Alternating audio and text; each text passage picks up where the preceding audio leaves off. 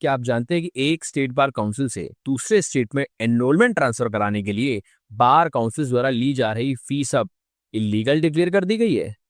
कब और कैसे, आइए जानते हैं इस वीडियो में। फ्रेंड्स, AIB 19 की COP नोटिफिकेशन नेक्स्ट मंथ अक्टूबर में आ सकती है, जिसके बाद आपको बार काउंसिल ऑफ इंडिया का COP अपनी कंसर्न स्टेट बार काउंसिल से मिल जाएगा। अब इस बीच बॉम्बे हाई कोर्ट ने 21 अगस्त 2025 को अपने लेटेस्ट जजमेंट में डिसाइड कर दिया है कि एडवोकेट के एनरोलमेंट को एक स्टेट बार काउंसिल से दूसरे स्टेट बार काउंसिल में ट्रांसफर करने के लिए बार काउंसिल द्वारा चार्ज की जा रही एनरोलमेंट ट्रांसफर फीस इलीगल है। जस्टिस सुमन श्याम और जस्टिस श्याम चंद्र की डिवीजन बेंच ने प्रैक्टिसिंग एडवोकेट देवेंद्र नाथ त्रिपाठी द्वारा फाइल की गई एक रिट पिटीशन पर यह ऑर्डर पास किया।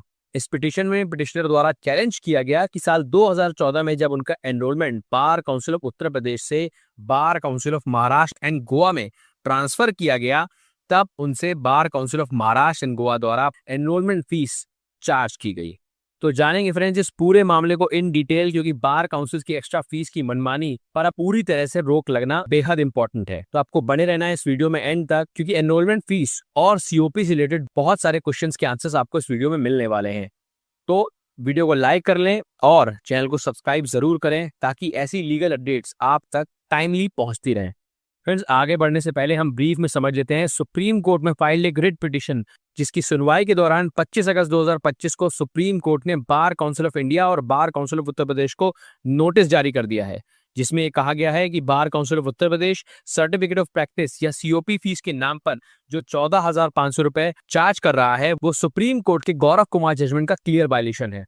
बेंच ने ये देखते हुए नोटिस जारी किया कि बार काउंसिल ऑफ यूपी की ओर से 20 जुलाई 2025 को जारी किया गया नोटिफिकेशन प्राइमा फेसाई जुलाई 2024 जजमेंट में दिए गए बाइंडिंग डायरेक्शंस के पूरी तरह से अगेंस्ट है। जिन भी कैंडिडेट्स ने अभी तक COP फॉर्म के साथ 14,500 रुपए का DD नहीं जमा किया है, वो अभी और वेट कर लें, क्योंकि इस केस में आने वाले कुछ हफ्तों में इस अनरीजनेबल फीस पर सुप्रीम कोर्ट का स्ट्रिक्ट जजमेंट देखने को मिल सकता है, या बार काउंसिल उत्तर प्रदेश को इस नोटिफिकेशन को वापस भी लेना पड़ सकता है।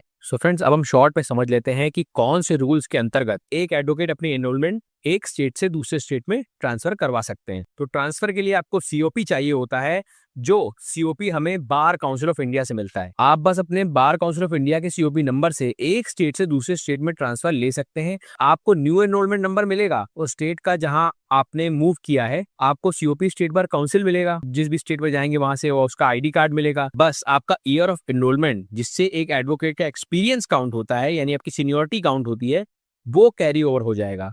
फॉर एग्जाम्पल, अगर आपका 2015 का रजिस्ट्रेशन है तो न्यू बार काउंसिल में भी वो ईयर सेम रहेगा, बट नंबर डिफरेंट हो जाएगा। और साथ ही enrolment transfer section 18 of the advocates act के अंतर्गत होगा। ये सेक्शन कहता है कि अगर एक एडवोकेट का नाम एक स्टेट बार काउंसिल के रोल में है और वो दूसरे स्टेट बार काउंसिल में ट्रांसफर लेना चाहता है, तो उनका नाम ट्रांसफर किया जा सकता है। इसमें कोई एक्स्ट्रा ट्रांसफर फी लेने का प्रोविजन नहीं है। इसे सेक्शन 18 में क्लियरली मेंशन भी किया गया है, जैसा अभी आप देख पा रहे हैं।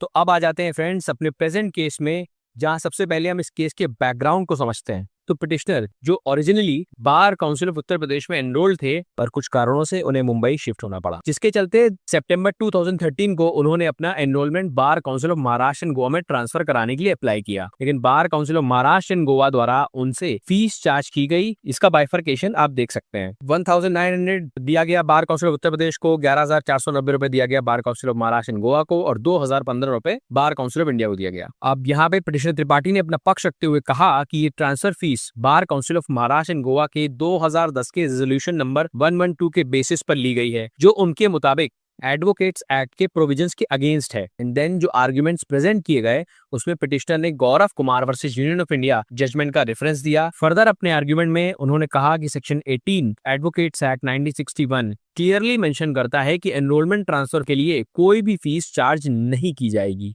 इसलिए उन्होंने डिमांड की कि बार काउंसिल्स को ऐसी इलीगल फीस को लेने से रोका जाए। पहले उनकी रिट पिटीशन में रिफंड, इंटरेस्ट और कंपनसेशन डिमांड किया गया था, लेकिन बाद में पिटिशनर ने अपना क्लेम प्रेयर ए तक लिमिटेड कर दिया, जो था एनरोलमेंट ट्रांसफर फी की लीगैलिटी को चैलेंज करना।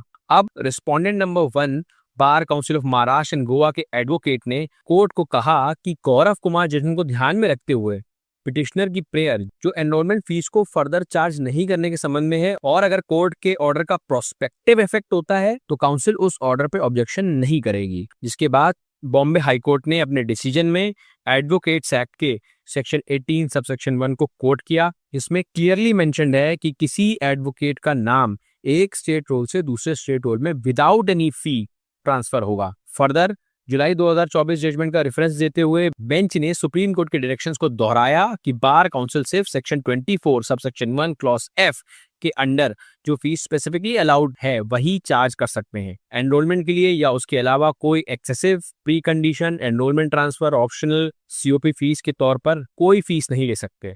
इसलिए पिटिशनर पार्टी से ली गई फीस एडवोकेट्स एक्ट के प्रोविजंस का वायलेशन है और इलीगल है। कोर्ट ने रिट पिटीशन को सिर्फ प्रेयर ए के स्कोप तक अलाउ करते हुए डिक्लेयर किया कि स्टेट बार काउंसिल्स के बीच ट्रांसफर फीस लेना इम्परमिसिबल है।